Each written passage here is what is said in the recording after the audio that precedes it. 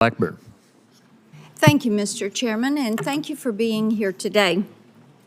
I know you have had a busy week, and we appreciate that and appreciate what the President is trying to do for the broader economy. And of course, it is encouraging to hear that we have 70 countries that are coming in to negotiate tariffs and some of those non-tariff barriers that have existed. So we're grateful for all that work. I do want to ask you about some of the foreign governments using bogus environmental regulations to really sideline American businesses. And the EU's new deforestation regulation is a great example of this, imposing excessive reporting requirements that would shut out Tennessee pulp and paper producers from foreign markets. And also, we're seeing some of these foreign governments actually seize U.S. assets under false pretenses. And last year we had a company, Vulcan Materials, which declined to sell its Mexican port to the government. So armed forces came in and took control of that, citing environmental licensing requirements. And this is a pattern of regulatory abuse, and it keeps our companies out of the global market. So how are you working to protect these U.S. businesses and to deal with these foreign governments who are weaponizing their bogus regulations to restrict the market access? Well, Senator, I always find it troubling when countries use these kind of measures as a protectionist measure. Our companies, whether they're making here and exporting or going elsewhere to produce in other countries, are always the cleanest and most responsible, always.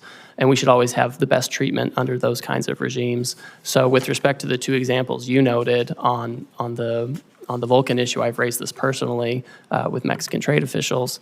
And with respect to the EU forestry regulation, my understanding is right now it's a little bit on pause while they themselves look at it and take a second look. And I talk to my counterparts in Europe frequently, and this is something where I want to make sure that they're treating us appropriately under this law, not discriminating against us. That's wonderful. If I could get in writing from you an update on the Vulcan port issue, that would be helpful also. We're happy to do that, Senator. Thank Yes. you. I want to talk about digital trade because President Trump really has shown great leadership when it comes to digital trade. And that was a part of the negotiations on the USMCA. And it really gave us a very robust and ambitious digital trade chapter. And the provisions, including cross-border data flows and data localization, are critical to facilitating strategic U.S. initiatives across a broad range of industries. And we have an opportunity now to build on this digital chapter. So, and I think that could really pave a way to add other provisions on critical issues such as AI, such as quantum computing that we are dealing with. So how could you use this digital trade chapter that we have in the USMCA to expand that globally as we look at negotiating new trade agreements?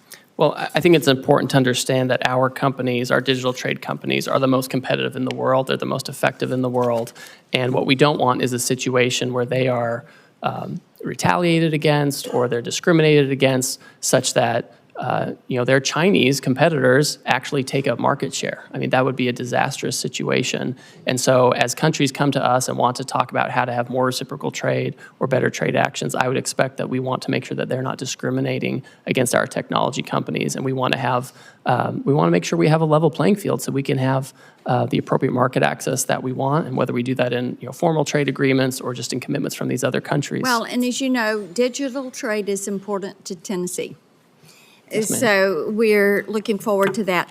Non-tariff barriers are something that get mentioned quite a bit as we are talking to companies. I know Vietnam has several non-tariff barriers, and we've seen this in the USTR's National Trade Estimate Report. And we had a record high deficit with Vietnam in 2024.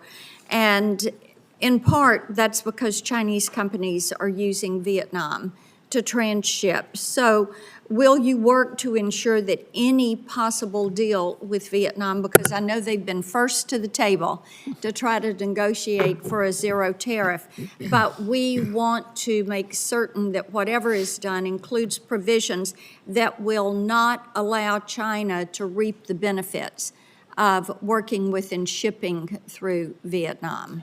I agree with you 100%, Senator, whether it's Vietnam or others, if they think they're going to have some kind of different rate, it can't be one that gives preference to a third country like China, where they can just take advantage of it or use it to circumvent what we're trying to do. I agree with you 100% on this point. Well, thank you for that. Thank you, Mr. Chairman. Thank you.